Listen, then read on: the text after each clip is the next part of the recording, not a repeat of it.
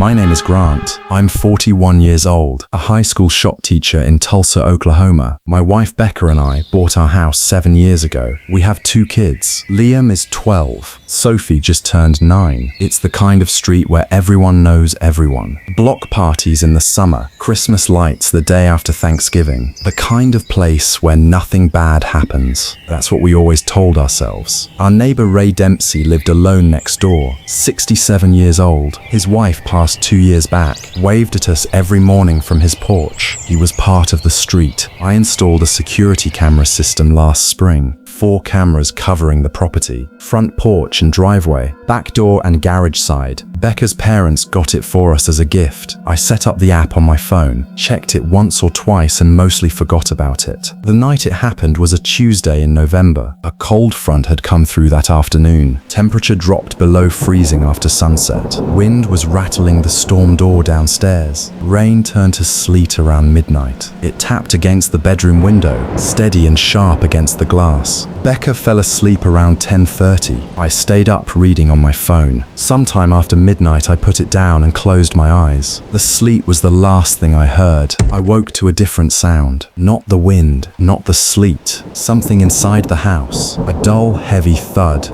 Coming from somewhere below me. I sat up in bed. Becca was still asleep beside me. The house was completely dark. The wind had died down. The sleet had stopped.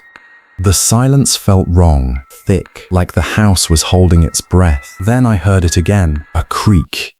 The specific creak our back door makes. I've heard that sound 10,000 times. I could identify it in my sleep, and it was happening at 2 in the morning. I reached for my phone on the nightstand, opened the camera app with shaking hands. The back door camera showed the porch. The door was wide open, swinging slightly in the cold air. A dark shape on the concrete below, a single muddy boot print. I got out of bed slowly, didn't wake Becca, walked to the hallway in bare feet. The hardwood was ice cold. Each step felt impossibly loud. I could feel cold air rising from the kitchen, carrying a smell with it. Wet earth and fresh mud, tracked into my house by someone. I stood at the top of the stairs, knuckles white on the railing. Nothing moved below me. No footsteps on the kitchen tile. No breathing in the hallway. I flipped the hallway light on. The switch clicked loud in the quiet house.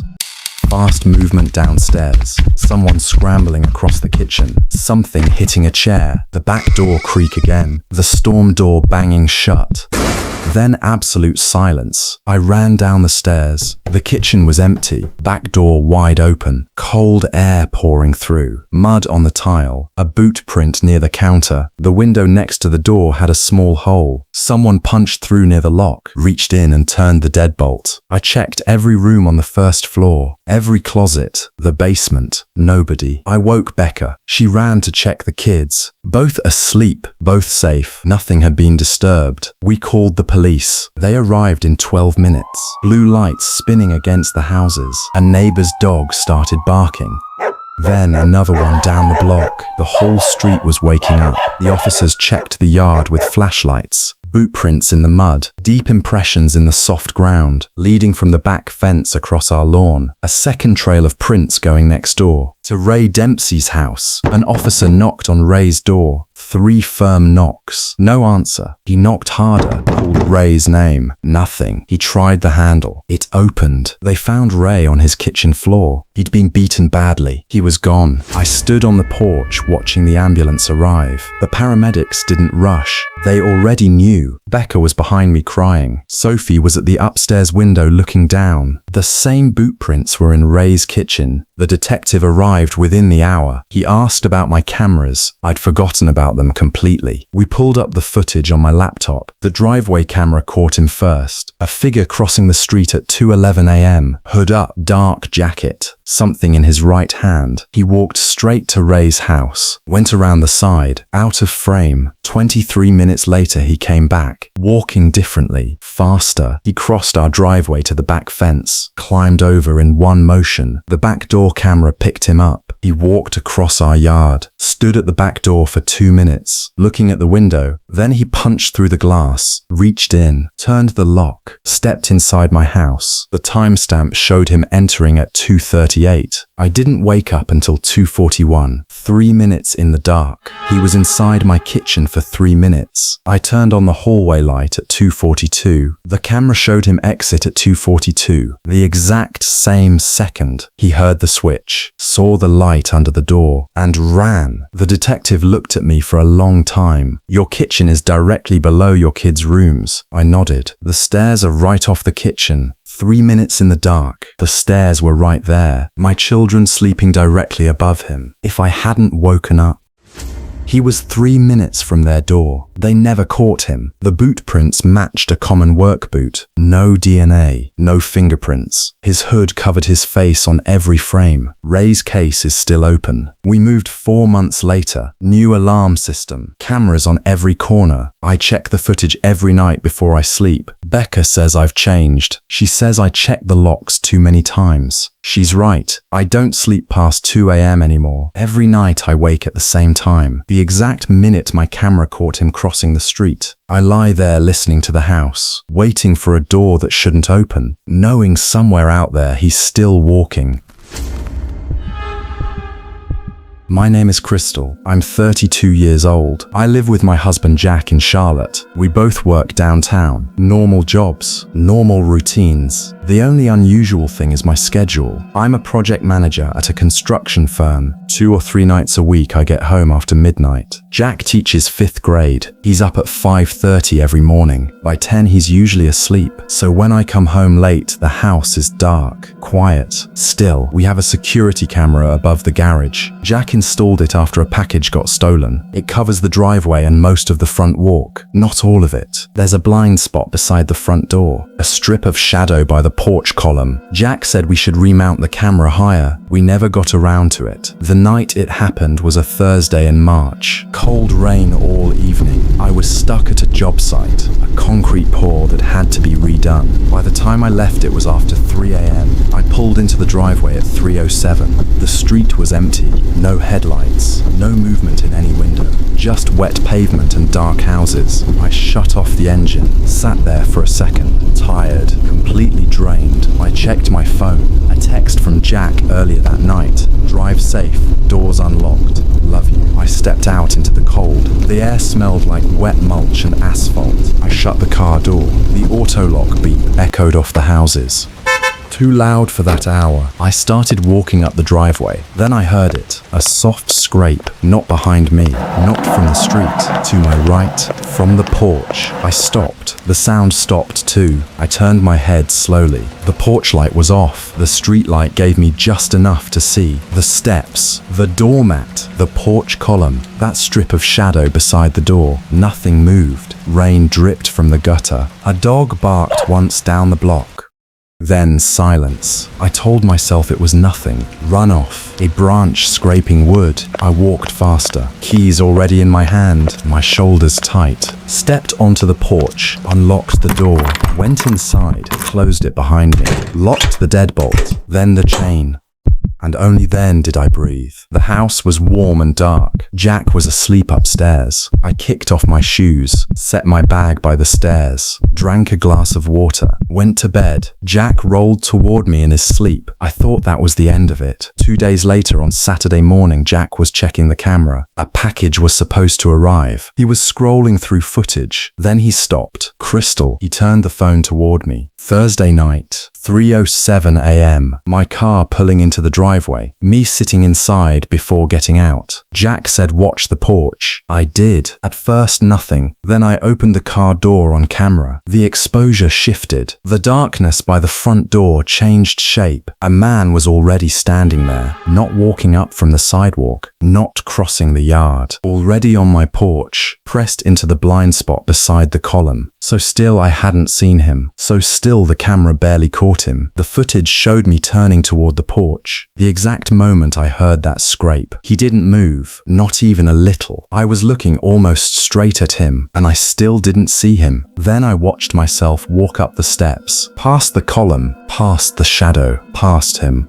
Within 2 feet. On the second viewing, it got worse. He wasn't facing the street. He was facing the door, the exact spot where I had to stand to unlock it. I stepped inside on camera. The door closed. The man unfolded from the darkness, slowly, 2 steps toward the door, standing inches from it, not knocking, not touching the handle, just listening. Then he leaned toward the sidelight glass beside the door. He could see into the foyer from that angle. My shoes, my bag, proof I was home. He stayed there for over 3 minutes. Then he moved to the front window. Our blinds were shut, but one slat never closed all the way. He bent toward that gap. Beyond that window was the staircase. Beyond the staircase was our bedroom. Jack was asleep. He wasn't there by accident. He hadn't followed me home. He'd chosen our house first. He'd been waiting before I ever got there. We called the police. An officer watched the footage twice, took a copy, asked if anyone knew my schedule. Before he left, he paused the video, the frame where the man's face should be visible, just darkness under the hood. "Your husband was upstairs." I said yes. He nodded once. A week later, Jack sent me a news article. A woman less than 2 miles from us. Home invasion. Followed from a parking lot to her door. The article included a still from a neighbor's camera. Dark jacket, hood up.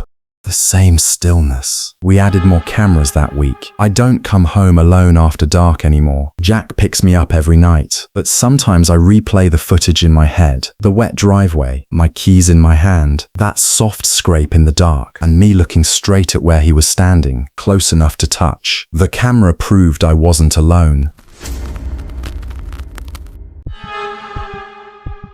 My name is Owen. I'm 47 years old. I work nights at a meatpacking plant in Lincoln, Nebraska, 11 p.m. to 7 a.m., 5 nights a week. I've been living alone for 3 years, since the divorce. The house is too big for one person, but I kept it because of the shop. I have a detached workshop behind the house, 20 by 30 feet, concrete floor and insulated walls. I rebuilt it myself over 2 summers, power tools on every surface, a welding rig in the corner, thousands of dollars in equipment. I restore old motorcycles on my days off. It's the one thing that keeps me going. Last October, I came home from a shift, 7:15 in the morning, gray sky, frost on the grass. The shop padlock was gone, cut clean with bolt cutters. The door standing 6 inches open. I walked in and my stomach dropped. The drill press was gone, the angle grinder, and its case, 2 cordless toolkits from the pegboard, maybe $1,500 in equipment. The pegboard hooks hung empty, like missing teeth. I called the police. They came within the hour, took photos, filed a report. The officer said property theft from outbuildings is common, especially targeting night shift workers. You leave at 11, you come back at 7. 8 hours of empty property. I bought a camera that weekend, wireless with infrared night vision, mounted it inside the shop above the door, connected it to my phone, motion alerts on. 3 weeks passed, nothing happened. I started to relax. Then a Monday morning in early November, driving home from the plant, my phone buzzed, motion alert,